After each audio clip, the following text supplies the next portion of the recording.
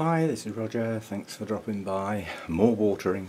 Well, at least there's some rain forecast now, which is just typical after, what, practically 10 weeks without rain and certainly a month's worth of very, very hot days. As we go into the weekend where we've got our annual outdoor garden party, it looks like on Sunday it's going to rain all day. You just can't win in this country. Mind you, if it had been over 30 degrees, most people would have suffered, but if it does rain on Sunday, this will be the first ever garden party where the weather's been bad. Now, I've been with that Orchid Society a hell of a long time, and we've always had weather that we can be outside in. I mean, we've had some cloudy days, but you know, we've always had weather where we can have the party outside. So if it's going to rain, I don't know what they're going to do. We'll have to invade the house, I expect. I'm sure arrangements will be made. I mean, this Orchid Society is 60 years old. The garden party is a tradition that goes back a hell of a long way. They must have a plan, you know. We shall see. Right, some more shelves to do today.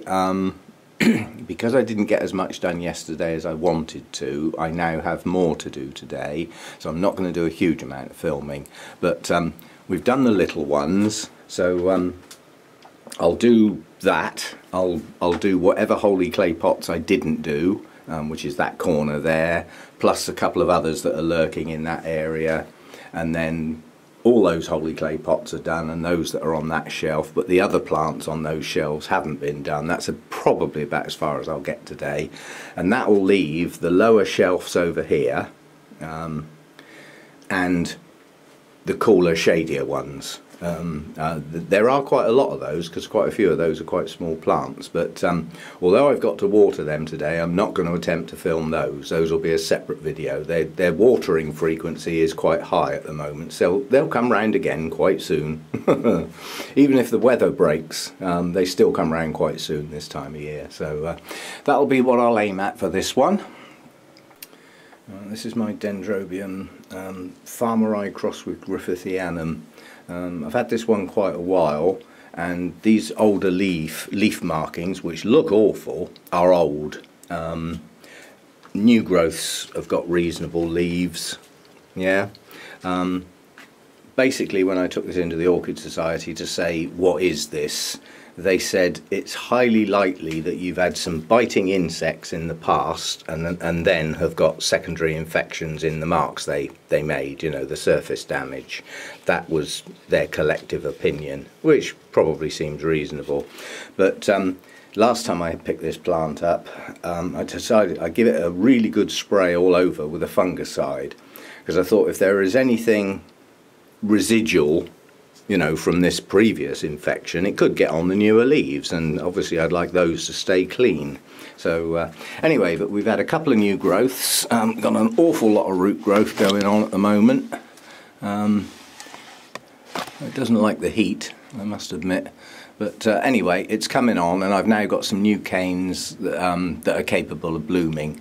Some of the older canes can still bloom. I mean, these things can push out.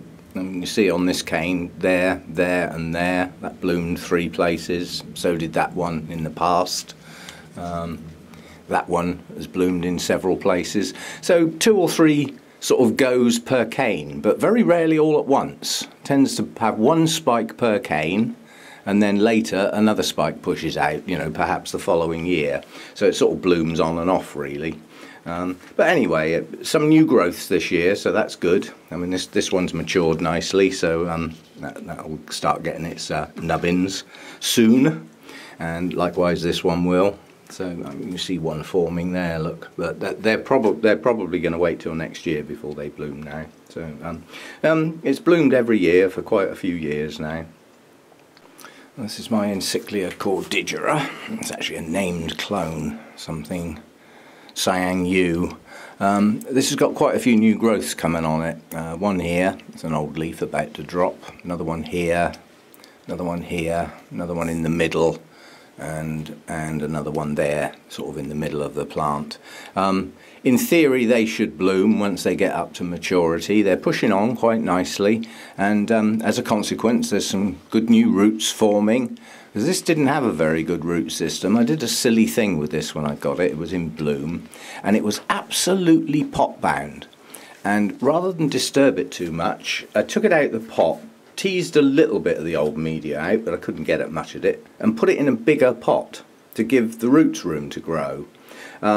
Unfortunately, the older media badly broke down, but it didn't show because the newer roots were around the outside of the pot in the new media. So when I actually came to repot it, the whole of the centre was dead, basically. All the roots were lost, and the few roots I had were just the ones around the outside. But since then, it's sort of regenerated its root system, and it's coming on quite nicely now. This hasn't actually bloomed for some time, simply because it got set back so badly. But the new growths are pushing on. We should get some blooms on that when they mature. Looking forward to that. I do like the blooms on this. Now I may be losing track of what's been filmed as part of this set and what hasn't, and what's been done like in separate videos, so may get repeated. So if I've done these, tough. Do them again. Basically, this is one of the recent acquisitions. Cyan Pearl Red Dragonfly. Yeah, I think that one might be red. One of the new acquisitions, pushed out lots and lots of roots, and has a single new growth that's pushing up lovely. I mean, that new growth is going to be equal to, if not larger than, anything else on the plant.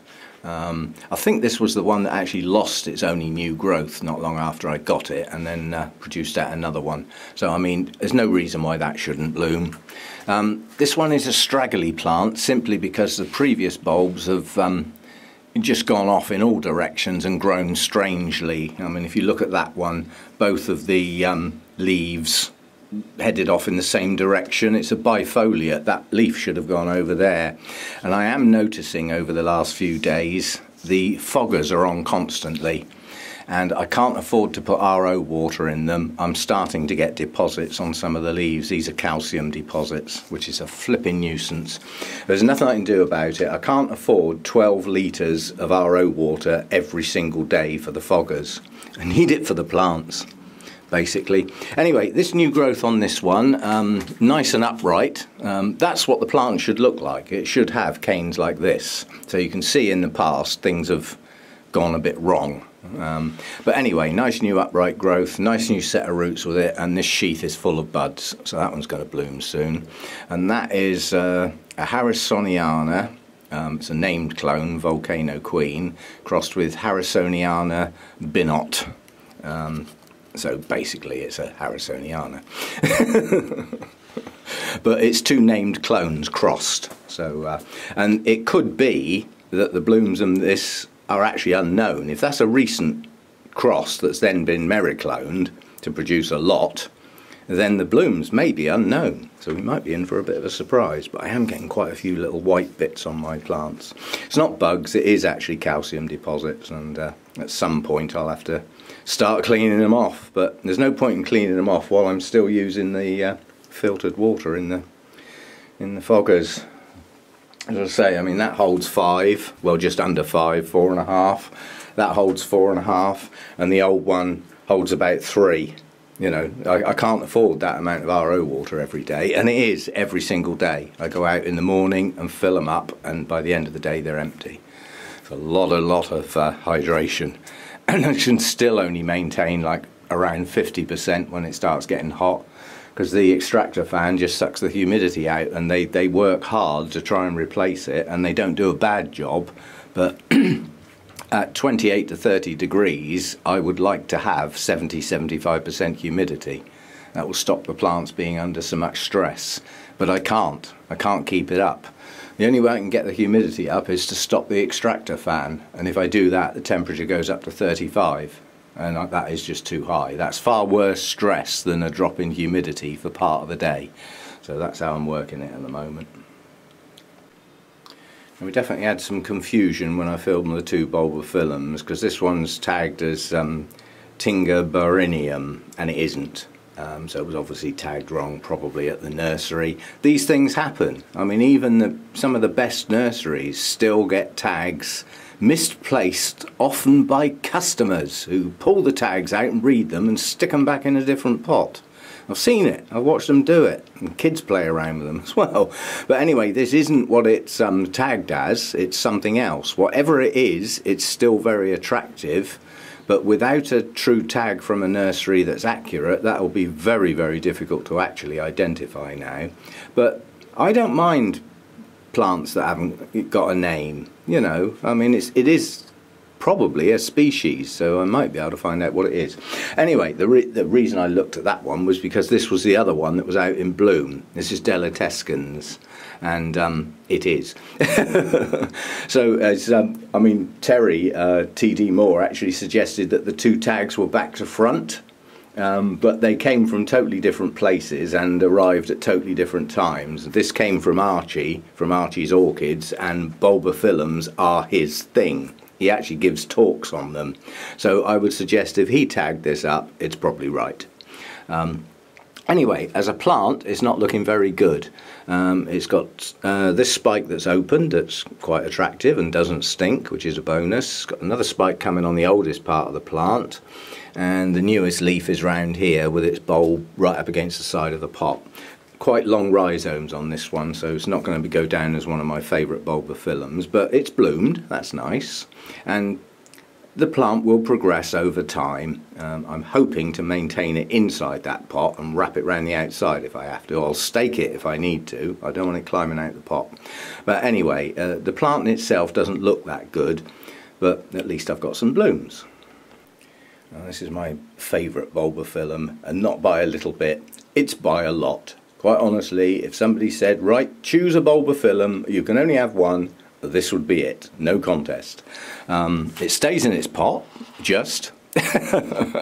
And what I said earlier about I'm probably ending up filming things twice, looking at this, I know I filmed this recently. I just know I have. So whether it was part of this set or just a random video, I don't really know. Anyway, these two growths around here have got lovely new leaves on. And I would imagine that this is going to contribute to some blooms quite soon. That would be good, because this is a non-bloomer. And the other two new growths, one's pushing up through here, and the other one's pushing up round here, which is good, because they've both stayed in the pot, chucked out loads of new roots. I mean, it's got a pot full of roots. It's a good plant, it really is, it's doing really well. Out of the Archie plants, the box full that he sent to me, this is by far my favourite, and it's a smasher. But I know nothing about Bulbophyllums, to be honest. I mean, some of them are quite hot growers, some of them are cool growers, some of them are giant, some of them are tiny little miniatures. And they do have quite a few different styles of blooms. I mean, some of them have the quite large single blooms, which I think that's what this one is. Quite a lot of them have this style bloom. My Elizabethan Buckleberry is that style, an awful lot bigger, but style-wise, the individual blooms in the shape of a hand. So there's various styles. Some have quite long pendulous spikes, you know, and some have bolt upright spikes with one bloom on. It's a huge variety. It's a huge genus, one of the largest. In fact, I think it is the largest. And Dendrobiums are a close second, I believe. But if they keep reclassifying and changing the names, that may no longer be true. Because if you take a set of Bulbophyllums and give them a new name, strictly speaking, you've created an alliance, which is not the same thing as a genus. Yeah? So it could get smaller. So if they keep doing that, mind you, this is a huge genus. There's a couple of thousand, I think. Anyway, a hell of a lot. Great plant, needs some blooms. Come on, get your act together.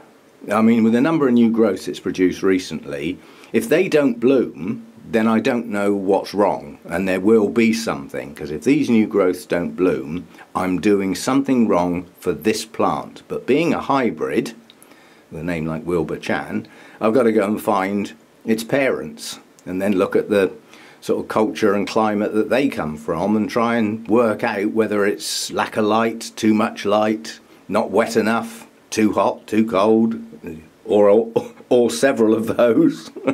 Anyway, we'll give these new growths a chance.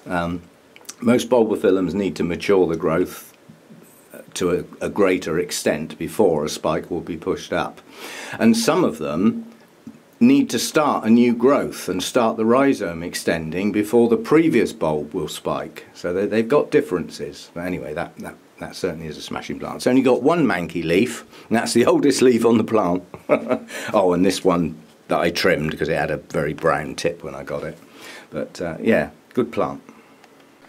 Somebody asked how my ferns were doing.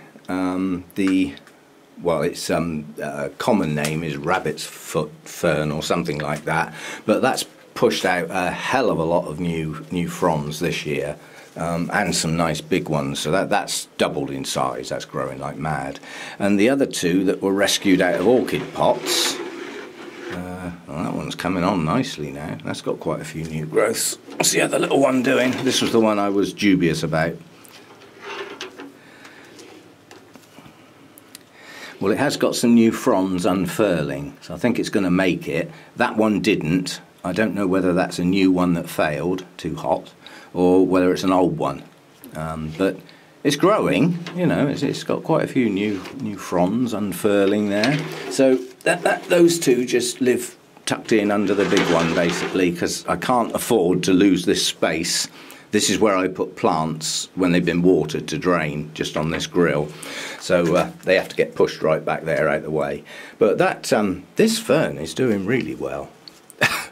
It's a funny looking thing down there. In fact, when somebody said it's a rabbit's foot fern and I looked at the leaves, I thought, yeah, well, where the hell did it get that name from? That's where it got the name from. Yeah. It's the rabbit's feet at the base of the plant. That makes more sense. Furry little paws. Anyway, that's what I was told it was called. I'm sure somebody will come up with the right name. Everybody does. But what it's called doesn't worry me. It's growing okay. It's doing okay. And in the not too distant future, it's going to need a bigger pot if it keeps going like that. And all I do with those is I chuck water on them relatively frequently. And certainly the ones that have just been potted, I actually water them from the bottom so that I don't splash the media around, because obviously their roots won't be fully established, so I water them from the bottom. This one I chuck water on the top and fill the tray up, because obviously it's a big plant in a small pot, so it's going to use that water up fast, especially in this heat. But they don't seem to be suffering with the heat. They're doing okay, but then they are right underneath the fogger. You know, that fogger, the mist is cool, it drops down in the main, although in the main, most of the time when they're on, the fans are on, so it doesn't get a chance to drop that very far before it gets whacked all around the grow room. Anyway, the ferns are coming on okay. Well, this dendrobium is a classic example of what can happen if you take two species and cross them. You get a resulting hybrid. If you put the two species the other way round and cross them, you get a different hybrid. Now sometimes they end up almost identical, but in this case they didn't. So the one I looked at earlier with the bad markings on the leaves, that was blah blah blah, brain's gone. Something or other crossed with Griffithianum. That's just totally gone out of my head, but it's in the video, I did say it earlier.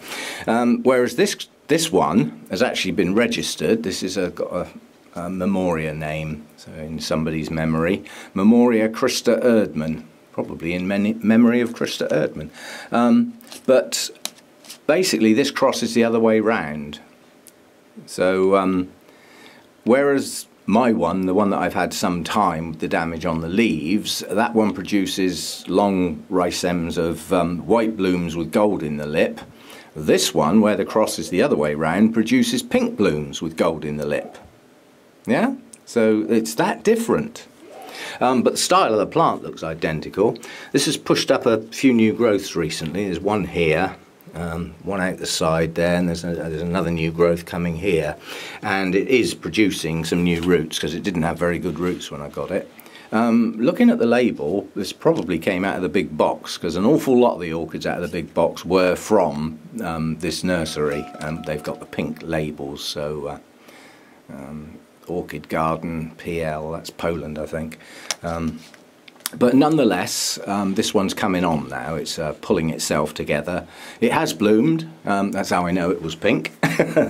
Hasn't done it since. It just did a couple of spikes, I believe, and then probably won't do it again now till either late this year or into next year when these new growths have been around a while. They don't seem to bloom as soon as they mature. They wait, and then the blooms come out later.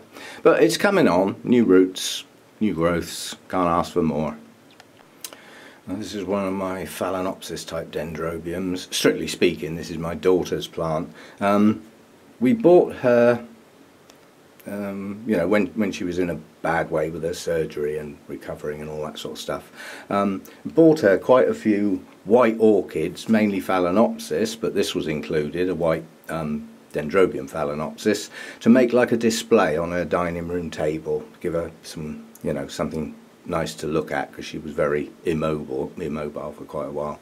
And basically the Phalaenopsis were fine on the dining room table, but the Dendrobium wasn't, because the cats kept biting the leaves, so it had to come down here, and it was in a right sorry state when I got it. But my Phalaenopsis, Dendrobium Phalaenopsis, do not do well under normal circumstances, but this one's redeeming itself. It's got a lovely strong new growth coming up here, and a second one, and it's regenerated a root system. Oh, now the fans are going to go on. Cool, they've come on early today. Let me just knock them off for a bit. It's not that warm in here yet, it's just I've got the thermostat set. Whoops, break your neck, why don't you? I've got the thermostat set quite low to get the airflow going round, because overnight the humidity rockets in here. You know, anyway, so this one's coming on. It's just a white one. Just has white blooms, the typical Dendrobium Phalaenopsis shape, and hopefully we'll get some spikes, or at least a spike on the two latest new growths. This one did bloom a while ago on that old growth. Did have one spike on there that lasted quite well. Anyway, coming on. Makes a change, because I don't normally grow these very well. Never worked out why. And they're not my favourites, so I'm one of those. It's the type of orchid where I think, well, you'll either grow or you won't, and I'm not that fussed either way. But this one's coming on now. This is another Dendrobium Phalaenopsis type. This one nearly got thrown out several times over its lifespan. Went downhill badly, suffered in the older days when I used to leave things in their pots too long and start losing root systems. Managed to recover it, but very, very slowly. And then eventually it pushed up this nice strong new growth, and I thought, well, you can stay. And then because of the sheer height of it, because this is a tall plant, it kept falling over, and it annoyed me so much because it fell over once and took another plant down with it that had only just been repotted, through the media all over the floor, and broke a new growth. And I got cross enough that it nearly went out there and then. And then I thought, well, the fact that it fell over is not the plant's fault, is it? It's mine. It just about made it.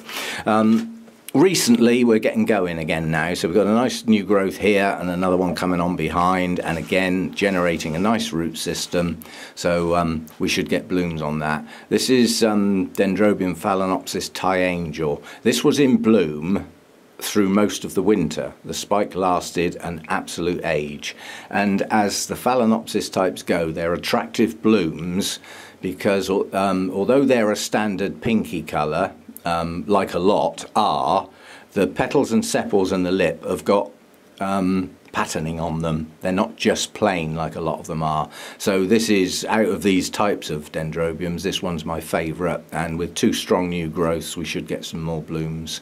They tend to bloom in the winter or early spring, but quite honestly they'll bloom when they're good and ready, when the bulbs are mature. And they bloom initially. You'll virtually always get a spike out of the apex, yeah? But they can produce secondary spikes down through lower joints. So if you look at this one, that bloomed from the apex, that's typical. But you can get secondary spikes from lower down. But I think the case is that that happens under near perfect conditions. And without it, you tend to just get the one cane out of the apex. In ideal conditions you can get 2 or 3 canes out of the apex at the same time. You know, when these get going, they are very floriferous, and you also get far more blooms on each spike. When the plant's good and strong and the conditions are good, the spikes are enormous with huge numbers of blooms and multiple spikes per cane. It's just a matter of getting it right. And don't ask me what that is, because I haven't got it yet. These just lurk away in the background. They'll either bloom or they won't. As I say, they're not high on my list of favourite dendrobiums, but I've got a couple. Now, this is number 3 of 3. My Dendrobium Phalaenopsis type, and this got something nasty on it. It affected some of the canes, bad enough that I took the whole cane out at the base. It got on some of the leaves. It's an infection of some sort, and I thought, yeah, I don't think you're going to make it.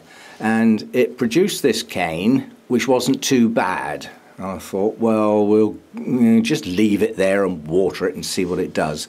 Well, what it's doing is producing quite a few new growths along with roots. We've got a little one coming up here, a good one here, and another 2 over here. So that's got 4 new growths on it at the moment. So it's redeeming itself, providing those growths come on nice and clean and get to a decent size. Then I should have a reasonable plant again, and the tattier parts can be taken off at that point. But I need to get some strength back in the plant first. Good morning. Oh, you're going to ignore me, eh? My cats do not like this heat. They spend most of the time asleep. I would if I could, probably. Pussycats! What are you doing then? Hey. Oh, silly cat. Oh, you're all hot and bothered, aren't you? Hey, you're all hot and bothered. And don't you get pushing my plants over. Come on, back to work. This is Sadirah Japonica. I don't think this is long for this world. It's not one of my favourite blooms. It's nowhere near as fragrant as I was at first told. And this plant is not happy. It's far from happy. I've put it down where it's cooler, because having a quick sort of read, this isn't a warm to hot grower like a lot of the species are. This is a cooler grower. So I put it down where it's cooler. But yeah, it's bloomed now and again, not brilliantly, but it has, and the blooms don't do much for me, so there's a limit to how much of a tatty plant I will put up with. If the blooms are spectacular and stunning, yes, I'll put up with a tatty plant, but I've got a feeling that's going to go out soon. Its latest leaf is nowhere near full size, so it's struggling for whatever reason, and who knows, it may have something nasty down in the stem or something, but it's certainly not happy. So it may have a limited lifespan.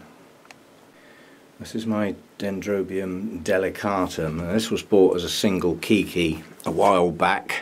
Last year it produced this new cane, and this year it's got another nice new cane coming. It's effectively a Kingianum type.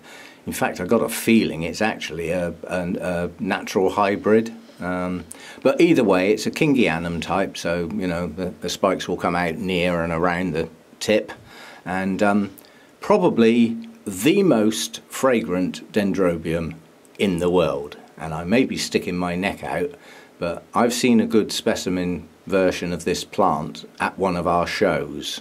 The February show, because it's a late winter, early spring bloomer, needs the rest and all that stuff. And literally it filled the hall with its fragrance from that one plant.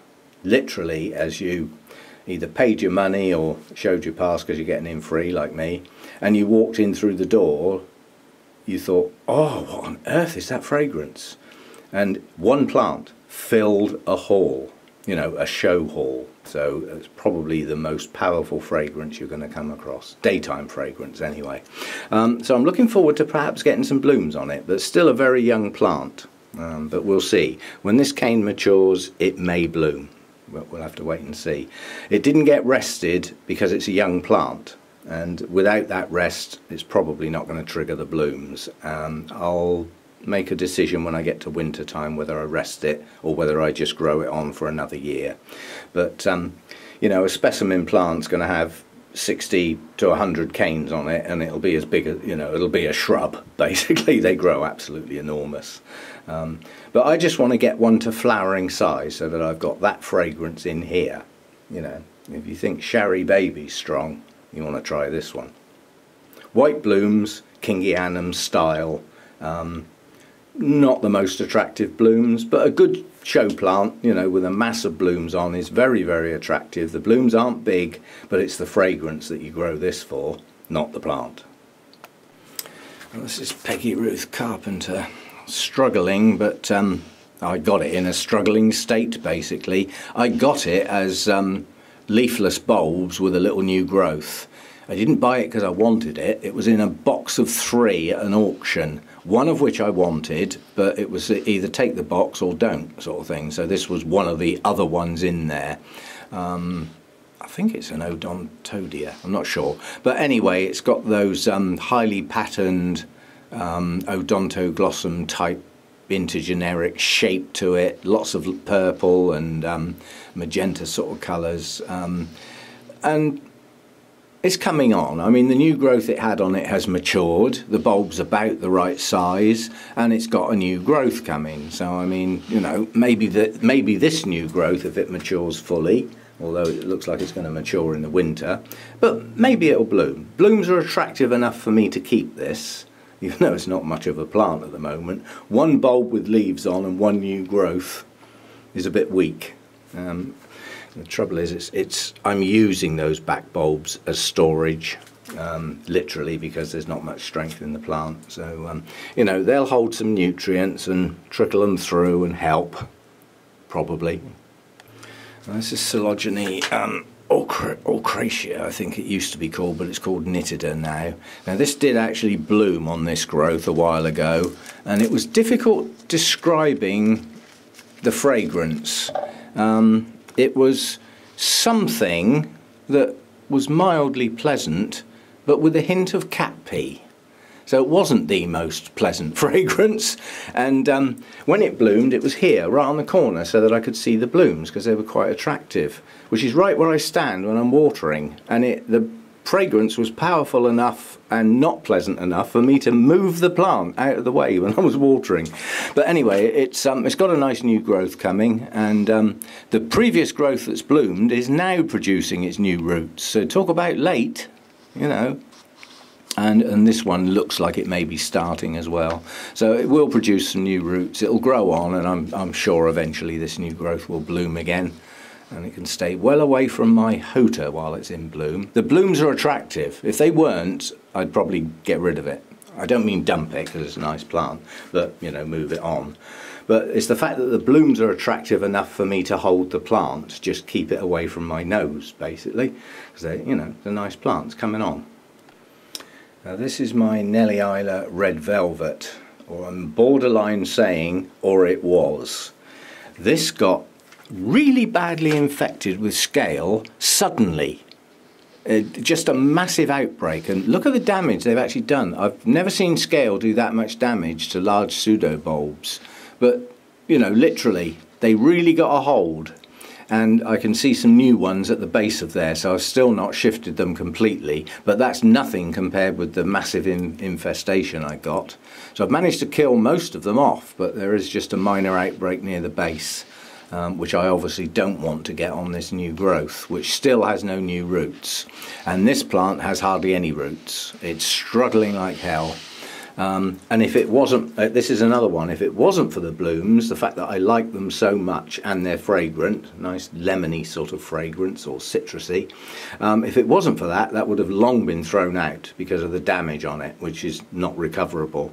But I mean, what we're left with is an old bulb that's shriveled, a leaved bulb that bloomed that's very shriveled and now badly damaged, and a single new growth. It's not exactly a specimen plant, but because of the blooms I'll give that new growth a chance to pull that plant on, but I'm going to have to spray the base of those pseudobulbs yet again. They really got a hold of that plant in between 2 waterings that fast. Now, why they suddenly took off on that plant and not on the ones next to it, I really don't know, but yeah, serious damage done. And maybe that plant is lost. It's recoverable, I can get it again, although it's a named clone of Nellie Isla. There were a lot of them produced, and I like it because the lip is red with very little patterning. It's just got some deeper red veining on it, so you don't get the paler lip that you get on the normal Nellie Islas. So I do like this clone. It is a deep red and it's virtually all red without any other colouring, little yellow bit in the centre. So we'll give it a go, but that new growth is its only hope. Anyway, let's just deck the rest of those flipping scale. Oh, I've never had an outbreak like that on an Oncidium type before. Massive. Now this monstrosity is Salah Janee Moriana. It's got lots of other bits in its name. Moriana magnifica, and it's the variety Brockhurst. Awarded once upon a time, and well so. This produced these 3 lovely new growths back a while. I don't know exactly when they started, and 2 of them bloomed, 1 didn't. The one that didn't could still bloom next time round, but what I've just noticed on this is that the older bulbs are a bit shriveled. That was when it didn't have a good root system, and it's a drinker. It really does guzzle the water, so it has to be watered very frequently. Luckily it's on the floor, so I can just chuck some water on it. It goes through the pot onto the floor, so I don't have to worry about where it drains or anything. But the thing that's just become apparent as I've picked it up to have a closer look is it hasn't got any new growths. I mean, these 3 new growths are not fully mature. That's alright, that just felt a little bit soggy. Yeah, it's holding water inside that sheath. That's me chucking water on it. I need to go a bit more careful, otherwise that could get to be a soggy bulb. I've just literally thrown a load of water over it. I didn't sort of stop and think that these sheaths are very tight. You can see the water's being retained in there, so I need to go a bit more careful on that. That'll soon be dry in here though, with the heat that's about to be. But yeah, no new growths, if you know what I mean. And I haven't got a clue when they start, what time of year the new growths start. I can't even remember off the top of my head at what time of year the 2 growths that did bloom for the first time actually bloomed. But this one could bloom down the line as it was blind, but it could do with some more new ones starting, but maybe they don't start until these are fully mature. They are quite a long way off at the moment, so oh well, we'll give it time, but at least it bloomed. I had it quite a while before it bloomed, and then it bloomed on 2 bulbs. The previous attempt at blooming, the spike aborted. It got so far up it didn't even form buds, it just went brown. But at least this time round these new growths did produce 2 spikes with lovely blooms. Very, very big, attractive Salah Janee blooms. One of the largest whites with the gold and the hairiness in the lip, all that stuff. Smashing. Like a giant version of Cristata, I suppose. Similar anyway. But yeah, I mean, it's a good plant, but I don't know when the new growths come up. I doubt if I made a note of it either. But yeah, not worrying yet. But if those bulbs are fully matured and I still don't see any new growth, then there's something not quite right. But it lives on the floor because it's naturally a reasonably cool grower, so it gets the blast of the inlet fan when it turns on, so it gets cooler air blowing across it. Big plant though, very big plant. Okay, I'll draw a close on that one. That's probably going to end up being a shorter one. It's difficult for me to tell because I'm filming individual clips with gaps in between, so the overall time span is virtually impossible to predict until I get the clips off the camera and have a look. But that'll do for that one. Now what's left will probably be done in 2, so I've only really got 2 more to go. I've got the lower shelves on there, which if I get things out of the way, is not a huge number of plants. There's 5 on the top shelf, about 7 or 8 on the next one down, and a few on the floor. So that's, that's not many plants. Probably do those in one go, and that'll be a sad looking video because that's where most of my rescue plants are, those you haven't already seen. And then what's left will be the cooler shady ones, and I'll do those as a single event. I've just noticed my tray down there is dry. I only put water in that 2 days ago, so they're drinking. That's the Dracula experiment. They're growing in live sphagnum. and they live sitting in water in that tray. Well, they would do if I put some in it. I need to get on with that. So I'll leave it at that for this one, and then you know, we'll get on round the rest of them over the next couple of videos. They won't be consecutive, I'll do other things in between, but yeah, I just wanted to get a sort of update on everything really. The mounts got done not long ago. We did the smaller ones, sort of started off with that shelf really, and I've gradually moved round, picking them up as I go. I'm going to have missed a couple, and some of them will have got done twice, I expect. I may have done a whole set twice, I don't know. I'm sure somebody will tell me. Anyway, see you next time. Thanks for dropping by.